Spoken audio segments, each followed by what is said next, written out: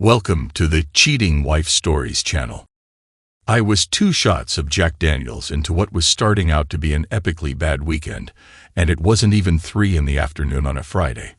I'm a reporter for a small newspaper in the Midwest, and because I had worked several late nights in a row, my boss had given me comp time off for Friday afternoon. After running a few errands, I headed home for what I hoped would be a good nap in my favorite lazy boy.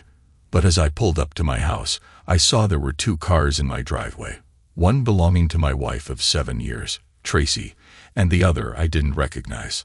I thought it was odd that Tracy was home in the middle of the day. She was an actuary for a mid-sized insurance company, and usually worked from 8 to 5. And then, of course, there was the second vehicle. But still, having what I thought was an amazing marriage and trusting the love of my life completely, I didn't jump to any foregone conclusions. As I unlocked my front door, my world went completely off-kilter. There were the unmistakable sounds of 2 people going at it, hot and heavy, coming from our bedroom upstairs. The door was obviously open because they clearly weren't expecting company, and I could hear moaning and yelling. I took the carpeted stairs 2 at a time, and as I got near the bedroom, I could hear them much more clearly. "This what you want? This what that husband of yours isn't giving you?" Some guy I'd never heard before railed, as my wife groaned louder, clearly getting what she wanted. When I got to the door of my bedroom, I could see my gorgeous wife on her back beneath some guy who looked like he played linebacker for the Packers, giving her a tremendous amount of what he thought she needed. Tracy had never indicated to me before that she felt unfulfilled, but what I was seeing and hearing told me I wasn't measuring up for her. I was suddenly feeling extremely nauseous, probably because my world was crumbling right in front of my eyes. "Don't mind me," I finally yelled as I walked into the room, opened my closet door, took out my gym bag, and started putting a couple of changes of clothes into it. Derek barely broke stride until Tracy realized I was there and stopped. "Oh, Simon, I'm so sorry you had to see this," she yelled from underneath the guy. "We were going to tell you, not if you find out like this." "Exactly when would that have been, then, Trace?" I responded. "On our 10th anniversary. From the looks of things, this was hardly a one-off. Surely, she could have found the time to tell me before this if she really cared." Although he had stopped moving, Derek was still on top of her, and she was trying to look around him as we spoke. "Never mind, Tracy. I'll just grab a few things and be out of your hair. I'll come by for whatever else I need in the coming days. I'll have my lawyer draw up the papers. By the way, who the hell is this Neanderthal you're screwing?" "That's kind of funny," she giggled. "Derek is my attorney. He works for one of the big firms downtown." "Perfect," I said. I didn't even bother to close the front door when I left the house. I put my stuff in my Ford F-150 and headed straight for my favorite watering hole. Not exactly an auspicious start to the weekend. Most bars are pretty empty on a weekday afternoon, and the Rusty Fork was no exception. Even my favorite bartender, Noel, didn't begin his shift until 4, so I just sat in my spot thinking, I suppose I should have seen this coming. The last time we went out to one of my wife's work events, her coworkers barely disguised their disdain for me. Toward the end of the evening, I felt she was starting to agree with their assessment of my job and my ability to support her in the style to which she'd like to become accustomed. Tracy made no qualms about talking about how her job paid twice as much as mine. We had a tense discussion about her behavior on the ride home that night, but she pushed it off as her being tipsy.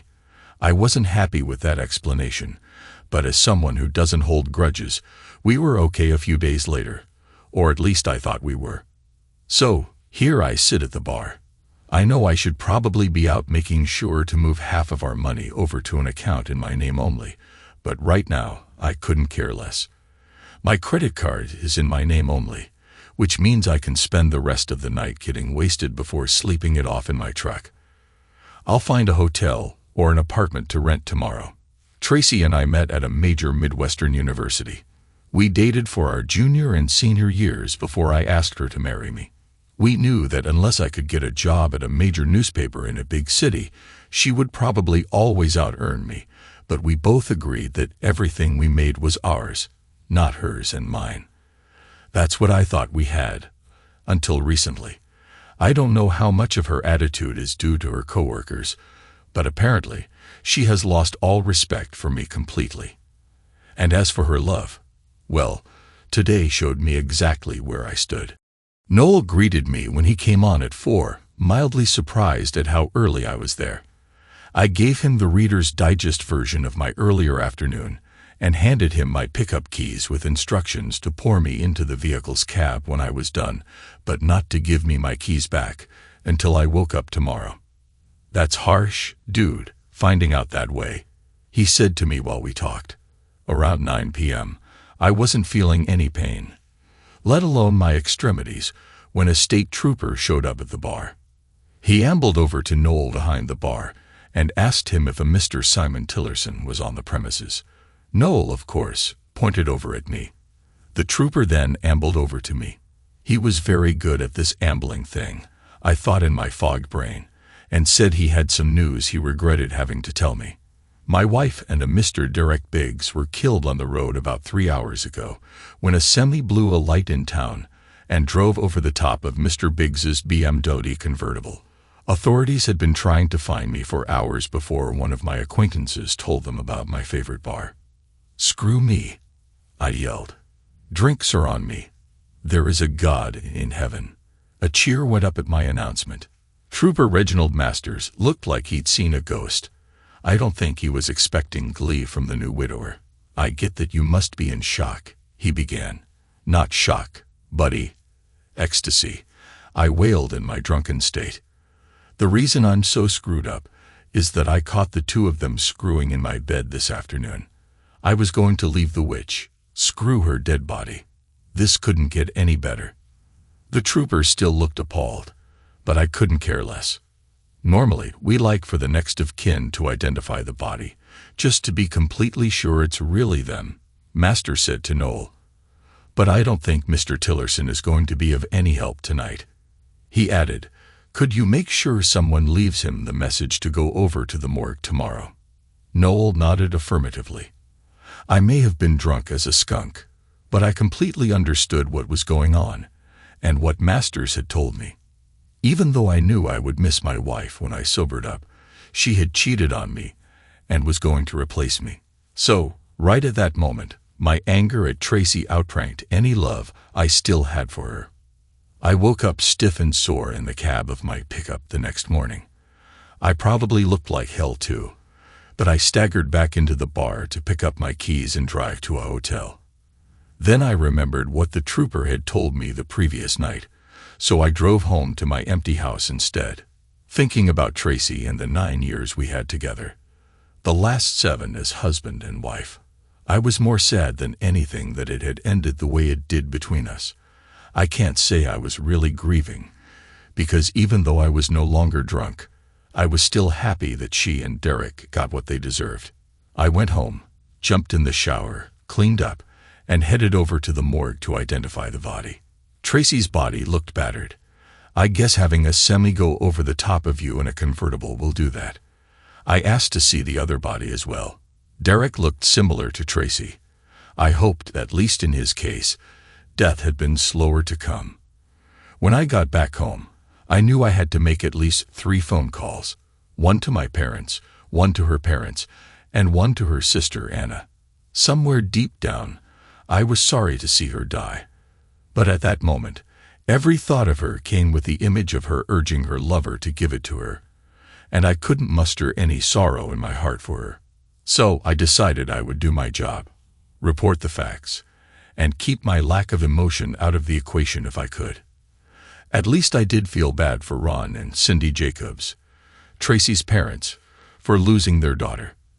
I loved Ron and Cindy almost as much as I loved my folks, and I certainly didn't want to see them hurt. From that respect, this was not going to be easy. I called my parents first and gave them the news. My mom, easily the more emotional of the two, burst into tears immediately. My father, on the extension, started asking for more specifics, so I told him about Tracy being in the car with Derek Biggs at the time of the accident. "Who's Derek Biggs?" he asked directly. I knew the question was coming but still hesitated before answering, which probably told him volumes. "An attorney friend of Tracy," I answered. "My father is a very smart and perceptive man." He didn't miss a beat. "So why was she in the car with an attorney friend of hers at a time when she should have been home with you?" "Because she wasn't with me anymore, Dad, that's why," I replied. "I caught her and Derek having sex in our bed earlier in the day, and I'm guessing it wasn't their first rodeo together. So I threw some clothes in a bag and left. I don't know why they were in the car around 6. I'm assuming they were going out to eat, considering the time." "Well, son, I'm sorry to hear that," my mother said. By this point, she had composed herself some and gotten back on the line. She'd heard enough to know what we were talking about. "Are you sure she was having sex with another man, Simon? I mean, this is not the sort of thing you want to be telling people if you're not sure." I interrupted, not very diplomatically. "Mom, I caught them in the act. I've had sex just a few times in all these years to know what I was looking at. Have you talked to Ron and Cindy yet, Simon? If not, what are you going to tell them?" my dad asked. "As little as possible, Dad, unless they start grilling me like you're doing. I won't lie if that's what you're asking." "This could get ugly then, son. Remember, they're in mourning. Show them the respect they deserve." "Yes, sir," I responded solemnly. The call to Tracy's parents went eerily similar to the one I had with my folks. While her mother fell to pieces, my father-in-law immediately picked up on the fact that she was in the car with another man at the time of her death, when she was usually with me at that time of day. "Is there something you're not telling us, Simon?" I heard Ron say as Cindy bawled in the background. At 6 o'clock on a Friday night, Tracy should have been with her husband, but she was in a car with another man. This equation's not adding up. All right. I half yelled, half croaked into the phone. Tracy was running around on me. I caught her in bed hours earlier with the guy she died with, and I gathered some things and left. I guess they figured at that point they had nothing to hide anymore, and were going out somewhere together. "You caught them together in bed, in your house?" "Yes, Ron," I replied. "And right now, I'm so mad at her. I'm actually happy the two of them died. The witch and her lover got what they deserved." I knew I shouldn't have said that last part to her father, however true it was. He started to yell at me on the phone until I interjected quietly but forcefully. "He was ridiculing me, Ron, while he was screwing your daughter." And she was going along with it. She demanded he give her his big tool. "Yes, your daughter and my wife." I took a deep breath before continuing. "I guess this saves me the trouble of having to force her. She won't be buried in my family's plots, and I most certainly won't want to be by her side when my time comes. So just tell me the name of the funeral home your family uses, and I'll make sure the body is taken there. I'll handle that part of it, and the financial side. You and Cindy can work out the rest, like the viewing.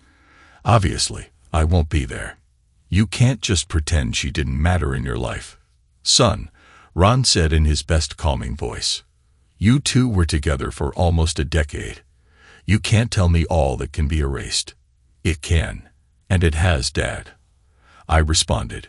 "We were done the minute I saw her with Derek Biggs in our bedroom. Why should her death change the way I feel? Surely, someday with some time, you'll feel differently about this and wish you had said a proper goodbye," Ron said in almost a whisper. "Don't think so," I said just as quietly. The funeral service was held at Ron and Cindy's home church, the same church where Tracy and I had made our vows before God and both families that we would love, honor, and cherish each other. The irony wasn't lost on me.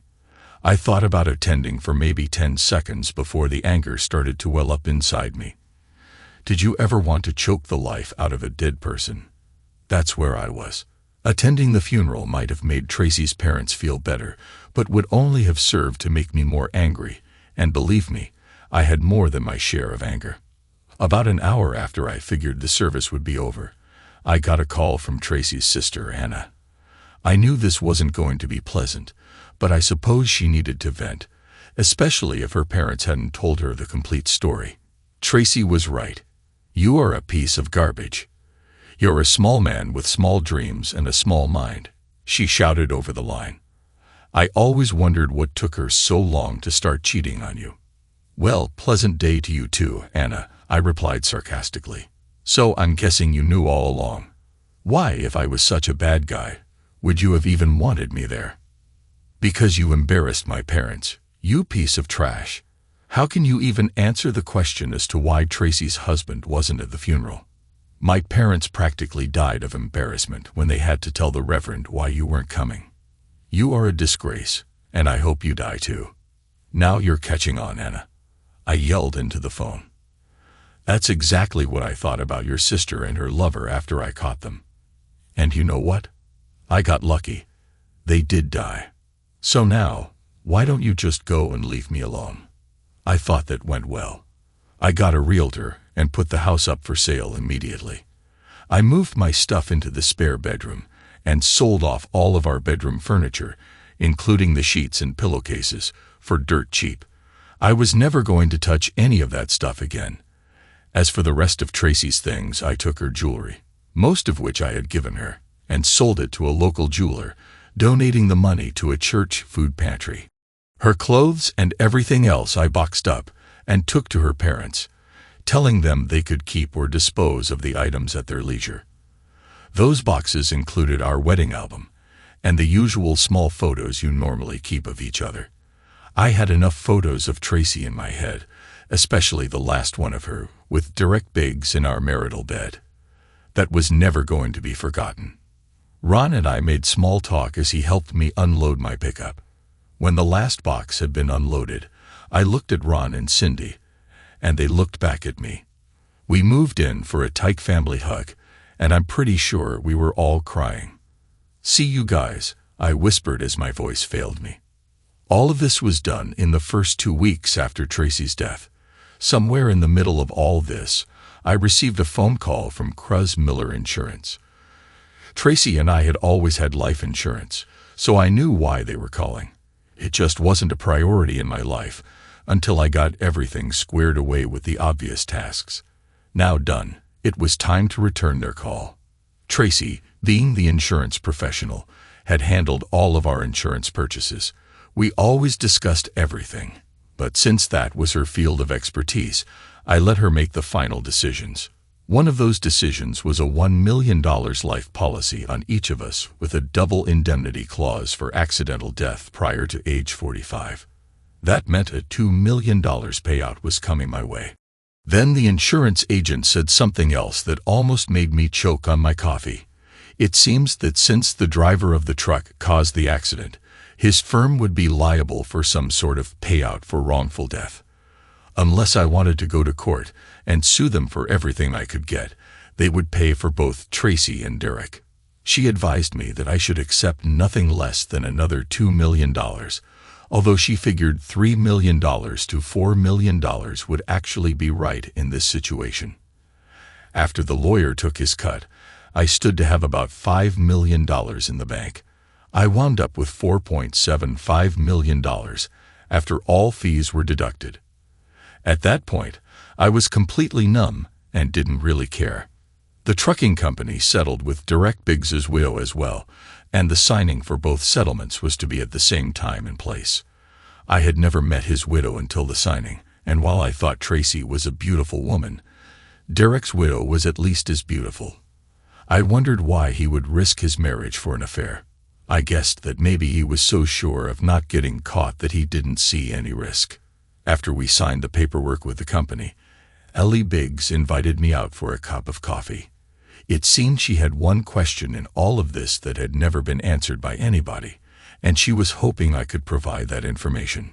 My husband didn't have a friend named Tracy Tillerson that I was aware of, and after checking, his firm told me she was not a client. Yet they were in the car together when they died. Nobody in Derek's office knows who this woman is, or if they do, they aren't telling me. What was your wife to my husband, Mr. Tillerson? I took a big gulp of coffee. Dan, I hated to be the bearer of more bad news to this extremely good-looking woman. I dropped my eyes to the table in the Starbucks we were at. "Oh, that bad," she said. "Please, Mr. Tillerson, I deserve to know the truth." So I told her the whole story from my side. She looked appalled. I suddenly felt sick to my stomach. "Thank you for your honesty," she said as she got up from the table and left the coffee shop. Although I was now wealthy by most people's standards, my life sucked. I had no desire to date. I moved into a shabby one-bedroom apartment just to have a roof over my head. I had few friends and didn't really care. I worked at the newspaper, rode my bike a lot, and lifted weights several times a week. I just existed. My father, bless his soul, finally convinced me to see a therapist. His diagnosis: trust issues. He encouraged me to get out in public more and try to have a semblance of a life. That was a waste of an hour. I never made another appointment. So I'm sitting in my place, watching baseball, and replaying the conversation with Anna that occurred after Tracy's funeral 6 months earlier. She said that I wrote small stories for a small newspaper, and she was right. I had taken the job because it was the only newspaper opening near Tracy's job, and since she made more money than me, I sacrificed my plans of someday moving to a larger paper. I was waiting until Tracy decided we should move, and then I would look again. But now, I wasn't tied to the community. In fact, I probably didn't ever have to work another day in my life. I was free to come and go as I pleased and write whatever the hell I wanted. And I didn't care if anyone ever read it. The next day, I went in and gave my boss Ernie my 2 weeks' notice. Sitting in my apartment that night, I looked at my library, so to speak. It was a collection of about 30 books, 28 of them nonfiction. One of the 2 fiction books was Moby Dick by Herman Melville. That got me thinking, which, some say, is dangerous for me. One of my academic strengths in school, according to all the tests, was abstract thinking. Before the days of hyperlinks on the internet, I used to do that all the time in my mind. Take a thought, mull it over, twist it around slightly, and go in yet another direction. It worked for me, but it didn't make it easy for my friends to follow my thinking when we would get into deep discussions. They learned never to ask what if when I was around. 10 minutes later, it occurred to me that Tracy was always going to be my white whale. And I had to hunt her, but I would do it with the written word. And that's how it started. I sat down at the computer and composed my first fiction story since 8th grade. The Derek Biggs character was killed off, and the Tracy character got severely punished by life. It took me 2 full days to write, edit, and polish it. But for the first time in half a year, I felt energized. I still couldn't punish Tracy in real life, but I could in my head, in the story. I went on to write 177 more short stories over the next 2 months, changing things up but keeping a couple of constants. The Derek character was always killed off, and the Tracy character always got her comeuppance. Dan, that felt good. When I'd finish one, I'd set it aside, then read the finished product. Then I happened back to Moby Dick. It was an actual book with a cover and bound pages. I thought to myself, I can do that. And I did. 6 months later, I had my first novel, a historical romance, of all things. Of course, the Derek character got killed off quite viciously, and the Tracy character was again humbled. I thought it was pretty good, and apparently, a publisher did too. The deal I got wasn't so great, but at least I didn't have to pay to have it self-published. I'm not sure how things got done, but somebody besides me liked the book, and the publishing company actually did 2 more runs. They wanted a second book and doubled the money. So, what the hell? I did another. This one was a murder mystery, and yes, the Derek character was the victim, and the Tracy character got caught and jailed. I was feeling much better about life after completing the book, and the strong sales didn't hurt my feelings either. In my mind, it was like a lot of people were agreeing with my feelings about Tracy and Derek. A second publishing company came after me after the success of the second book and offered me a 3-book deal, again doubling the money. Considering I was already a rich man, although nobody knew it, I didn't need the money, so I gave the first company the right of first refusal to match the deal. They quickly agreed, so I stayed with them and gave them 3 more books over the next 18 months. Each book used the same basic storyline, although I did change the scenarios, and in the third one, I even tried some humor. All 3 were hits, but most importantly to me, I kept feeling better about myself with each book finished. I knew I was never going to get any answers to what she did and why she did it, so this was as close to any satisfaction as I was going to get. Like the old song says, love the one you're with. I signed another 3-book deal with my publisher, again with my price doubling. This time, they had some bigger news. One of the movie studios was looking to make at least 2 of the books into feature films for some incredibly nice pocket change. They even wanted my help with the screenplay. What the hell, I said. While I had never been a big fan of Oprah Winfrey, her endorsement of a book usually sent the author into the stratosphere of success. When she chose my 6th book as one of her books of the month, I got to experience that firsthand. It was amazing. Not only was I now a successful author, but I was also being recognized in public. Obviously, there was a downside to that. But I guess that's just the price of success. In general, most people were polite and nice. But every now and then, you'd get a jerk who wanted to prove they weren't impressed by you. That's okay because I'm not impressed with myself either, but I don't need to take it from anybody else. I can be rude as well as anyone. So I was sitting in my favorite bar, the same one I was in when the state trooper told me Tracy was dead, just enjoying a Friday evening with my good buddy, Jack Daniels. Now worth north of $10 million, I still enjoyed the simpler things in life. A good drink, working out, riding my road bike, and a good-looking woman every now and then. I still lived in the same crappy apartment and really hadn't been searching for lasting female companionship. I think a few of the regulars at the bar knew about my writing success, but for the most part, everyone there pretty much left me alone. I got some playful teasing every now and then, but nobody really said anything about reading my stuff. Of course, I was pretty sure that about half of them couldn't read, so that took them off my potential fan club list. Noel, my favorite bartender, knew about my success, and we would occasionally talk about it, or something I was working on. He was a good dude and apparently kept his mouth shut about me. Of course, the fact that I tipped him $20 every time I was in the place probably contributed to that. I was watching the television screen closest to me, listening to the background music, and in general not paying attention to life, when 2 women suddenly appeared alongside me at the bar.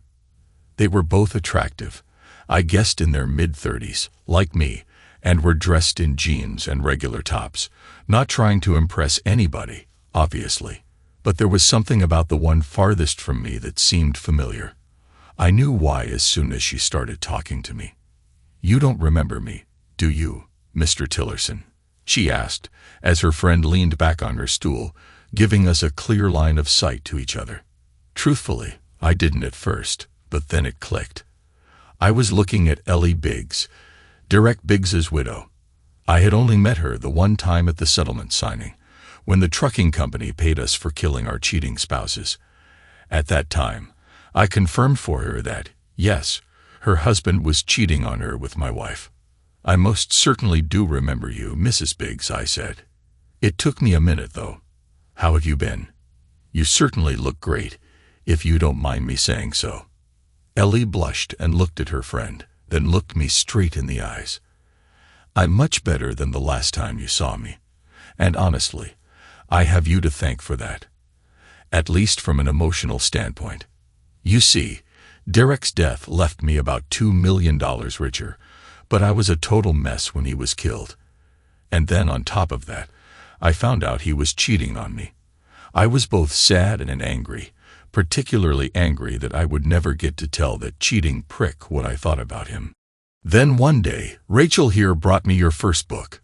She had seen your name on the cover and remembered it from my account of our meeting. At first, I started skimming it, realizing you were writing about our worthless spouses, and you just kept drawing me in. When Derek's character was killed off, I can't describe the feeling of relief I had. Then, when Tracy got hers, I felt vindicated, for lack of a better word. That was the best I had felt since that horrible day. Since then, I've read every single book you've written. This may sound stupid, but they make me feel better about myself, and I usually giggle like a schoolgirl when Derek and Tracy get theirs. That's kind of how I feel when I finish writing one, I related. I'm glad I could help you as well. Considering how well they've sold, I'm guessing there must be a lot of people who can relate to what we've been through. I honestly never considered writing for a career. Hell, I hadn't written fiction since 8th grade. Maybe since I really didn't have to write since I had my settlement money and a lot of insurance money, it helped things flow out of me. I guess I'll do it as long as it feels good. The three of us shifted over to a table, and I bought a couple of snack trays to munch on. We talked until midnight, when the ladies said they needed to get going. I told them I honestly couldn't remember having a nicer night in quite some time and asked if we could do it again in the future. How about next Friday night? But we start off with a real dinner first. On me, I suggested. They'd both accepted. I met them at my favorite Italian restaurant the next Friday night, and we again had a good time. Both women were pretty. Ellie had long blonde hair and blue eyes and a curvaceous figure, while Rachel had long black hair and was built more like a volleyball player, with long toned legs and a solid frame. Rachel wore a short, clingy skirt that nicely showed off her best assets. Truthfully, I felt slightly awkward having the two best-looking women sitting at my table. Oh, what a lie. I absolutely loved having the two best-looking women in the restaurant sitting at my table. We enjoyed an excellent meal and good conversation as I got to know the pair. As the restaurant had a full waiting room, I didn't want to keep anyone waiting, so I suggested we leave the table and get an after-dinner drink at a club about 10 minutes away. Rachel begged off at that point, and I agreed to drive Ellie home after the drink. The bar at Stella's was only half filled, so it was easy for Ellie and me to converse. The first thing I asked her was if she or Rachel was the winner. Did the winner get me, or did the loser? I asked playfully. Apparently, she didn't give me enough credit for knowing how the female mind worked because she blushed deep red. I was the winner, I hope, she stammered quietly. Actually, I think I'm the winner, I said. But I was the winner when you both sat down with me. I think every single guy in the restaurant wanted to beat the crap out of me for hogging the two prettiest women. Ellie blushed deeply again. Can I tell you something, and you promise you won't get mad at me? She looked at me seriously, scrunching up her face. I nodded cautiously, unsure where this was going. I absolutely hated your guts when I left the lawyer's office after we signed the settlement papers. I knew that you had nothing to do with Derek cheating on me with Tracy, but in my mind, the fact that you knew when I didn't put you one up on me, and I didn't take it very well. With everything else going down, I kind of felt like you were holding out on me as well. I got that vibe, and I totally understood it. Besides, the two of us getting together after our cheating spouses got killed. Oh, come on, that's ridiculous. That kind of stuff only happens on the Hallmark Channel. So I let you walk away without even saying goodbye. A year later, Rachel hands me this book, Ellie continued. It's obvious you were pouring your heart out in the pages, and it was obvious that it was about the affair between our spouses. It was like someone opened the curtains and let the sunlight in. When they got theirs, you completely got it. I had been seeing the shrink for almost a year, and he noticed the change in my attitude right away. So I gave him the book to read, and at my next session he said, and I quote here, "Pardon my French, but this guy's a genius." Well, if I'm some kind of genius, then why am I living in a hole in the wall with more than $10 million in the bank? I asked. Ellie looked stunned. I knew you had your settlement money and the big insurance policy, But I didn't realize you were doing that well for yourself. Why are you living like that? Because when you are by yourself and afraid to trust anyone, money doesn't mean a whole lot, I answered. Basically, I'm a simple man with no big vices. I don't have to work, if you want to call my writing work. I don't have anybody to share my life and my money with. Saying it out loud for the first time, I realized just how pathetic I was. I was basically living my life in a fantasy book world where I made Tracy and Derek pay for their cheating ways every 6 months or so. Yes, it was fun, but in reality, I wasn't really living. I was merely existing. I don't know how long I sat at the table, staring at nothing, hearing nothing, feeling nothing, until suddenly I felt electricity coming from my lips.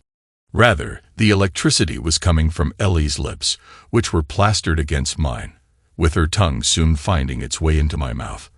I returned her kiss like a man in the desert finding a sip of water. We stayed joined at the lips for probably 30 seconds, and when she pulled away, she told me I needed to pay the tab and take her back to my apartment.